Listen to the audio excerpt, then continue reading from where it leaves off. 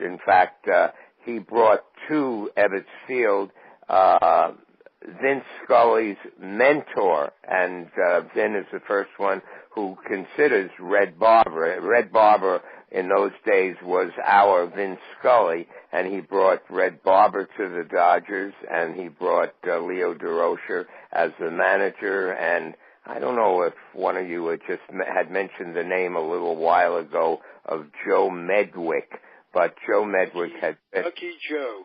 Huh? Ducky Joe Medwick. No, Ducky Wucky Medwick. They called him Muscles Medwick, and they also called him Ducky Wucky. As Jay Leno would say, hey folks, we don't make up this stuff. But anyway, he was outstanding. He was outstanding with the Cardinals and equally good with the Dodgers. Now, may I ask, did Branch Rickey bring him over from the Cardinals? Because I'm trying to. I have the feeling he might have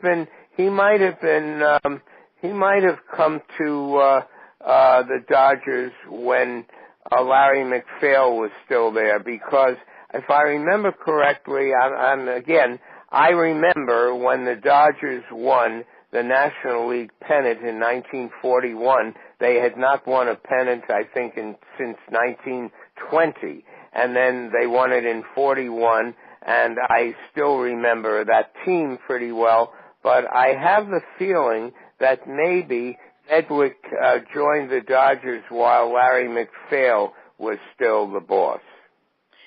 Is that McPhail the same one who went on to run the Yankees? Absolutely, and he was, and his sons, one of his sons, I worked for briefly at CBS when I started my own career. Lee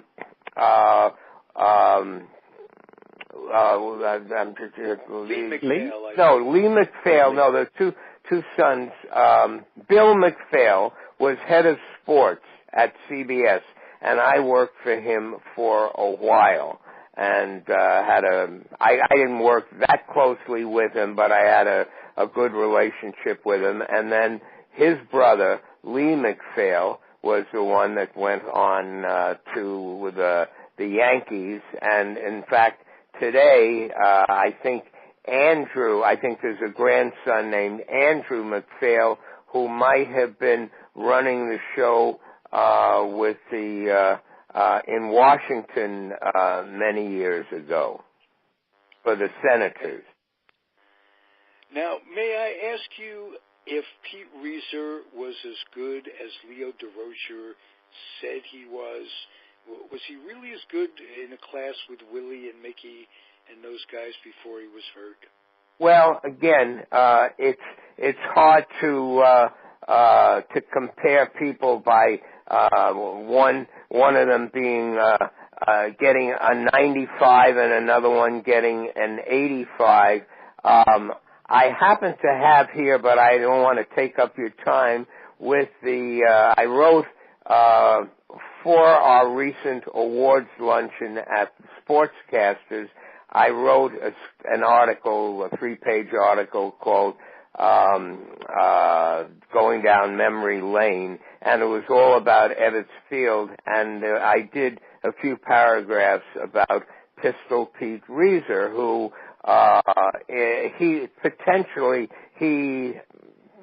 again, how many Willie Mays were there? How many Garrick and the Babes were there? But Pete Reiser was terrific. He was the batting champion, I think, in 41, the National League batting champion, and as you suggested, and more than suggested, if he hadn't had his injuries, I don't think there was any limit of his abilities. Unfortunately, when he was playing, that was before they had not only helmets for the batters, but as a result, really, of Reiser, they first, after he got beaned more than once, they started to pad the baseball caps with a plastic in the inside, and then that led to the actual metal helmets that they use today, and also because Reza was very aggressive at the plate. In addition to that, he was equally aggressive in the outfield, and when he was the center fielder, he would literally bounce off the metal fence, which they call the barrier in Ebbets Field, and got knocked out a few times. So as a result, I think Reza had a great deal to do with their soon padding the fences and having a dirt track right up against the fence, a warning track for outfielders when they knew they were getting next to the fence. Wow. But to answer your question, I think there was no limits to how good he could have been. Also, Jeff, before I turn it over to Tony, I just want to ask you if you could enlighten me about something that I don't know about Leo Durocher, something the fans don't know. I mean, he was just such a major part in New York baseball. I was a Giant fan. I started... Shame on you. Well, I don't know. I would say the opposite, sir, with all due respect. Well, you're not showing a lot of respect, but go ahead. I'm trying, doing the best I can for an old man. Right, and your other gentleman there, I think, had fairly strong feelings for the Yankees. I know. This is just incredible how we could all get along. I think there's hope for peace in the Middle East after this show. Yeah, what do you want to know about Leo the Lip? I want to know what you know and I don't know. Well, I can only say this. I also happened I didn't know what questions what area we were going to cover, but just coincidentally, the only time I ever visited a place called Cooperstown that I think both of you are familiar with, I was there for a wonderful weekend when Leo Durocher was inducted into the Hall of Fame, and I went up there. I had gotten to know a little his former wife. Why am I having a senior moment right now? Lorraine Day. Who, by the way, when Durocher was managing the Giants, he was then married to Lorraine Day, and she was already a big Hollywood star, but she hosted the pregame and postgame radio shows prior and following the Giant games at the Polo Grounds. Many of those shows are available on YouTube if you go to them. Oh, really? Yeah. Because at that same time, and this might be of interest to Tony, both of you are probably familiar with the great tennis star and personality, gorgeous Gussie Moran, who she did the pre- and post-game Brooklyn Dodger games back in the same period. Oh, did not know that. That's very good trivia. Yeah. Tony, Jeff, why don't you take over a little bit? I'm tired of my voice. Oh, no. I mean, this is wow, this is the Jeff Rose show, and I mean that. No, I believe me, I did not intend to take over. You were nice enough to include. We're glad you did. This is incredible. I mean, the first time I met. This has been so great. I know Jeff is someone that I met. When did we meet, Jeff? About a year ago? Well, as a matter of fact, I don't know if eventually Jeff Rose hits any headlines in any good way, and there's any reason to say I'm a friend of Jeff Rose.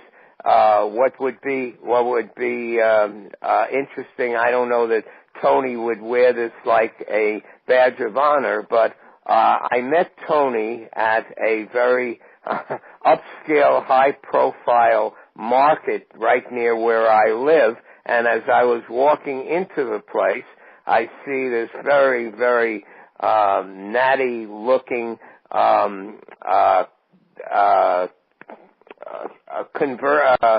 Mercedes convertible, and I'm allowed to. Am I allowed to mention the license plate number, Tony? Go ahead. Yeah. Yes, go ahead. I think the title, the license plate number, was something like letter M as in Mary, then number 7, then NTLE. So I'm no dummy. I knew it had something to do with a guy named Mickey Mantle, and then Mantle's number, of course, was number 7. So I actually waited near that car for almost 25 minutes. I was counting the time to see who was going to retrieve the car, and I knew it had to be somebody who had some connection with Mickey Mantle. And so when Tony when Tony introduced himself, I knew Tony's name. I couldn't quote from every book he had ever written, but I knew who he was, and that was how we met. Great meeting. That was, and the interesting thing about that, he waited for like half an hour, and then I think we spoke for another hour and a half out there, didn't we? Something like that. Because right. We talked. And if I sound like somebody who doesn't stop talking, trust me, that's not the case. It's when it's a subject that I'm interested in. Thank God you saved it for podcast radio. There's no more appropriate venue for a person who talks but doesn't just ramble. You have something to say, Jeff. It's not like you're just babbling stuff. And well, I thank you for that. I did just want to say one thing, and I'm not here to go out of my way to promote the book, which is a great read. I haven't finished it yet. But what is quite interesting is that when I was a child growing up, during the days when FDR was in the White House, and of course he had gone through polio, infantile paralysis, when he was a child, and there was because of his efforts they founded the March of Dimes for coming up with a cure for polio. And when Lou Gehrig, I was quite young, but when Lou Gehrig was diagnosed with ALS, which eventually became Lou Gehrig's disease, the first time I heard them announce it at the time, they called it chronic infantile paralysis. And over the years, when I've mentioned that to anybody around, even people who are sports addicts, they never heard that term, and especially applied to ALS.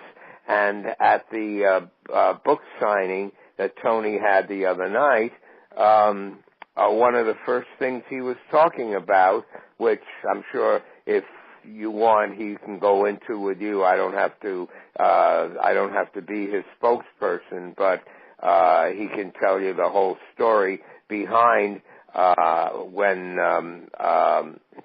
Gehrig knew that he was never going to be able to play baseball anymore, and he wanted to become associated with the front office at the Yankees, and obviously there's a really interesting story in that. And since Tony did all the heavy lifting and knows that story, I'm sure if you wanted to follow that up, he'd be glad to do that. It was the most amazing thing to happen, having a heckler at a book signing, at a reading. Last Thursday night, I had what amounted to the book launch of Gehrig and the Babe here in Los Angeles, and I was going to do a reading and never got around to it. I had a heckler. It was this nice middle-aged lady who had been wearing a trench coat, and I didn't know who she was. She didn't introduce herself. She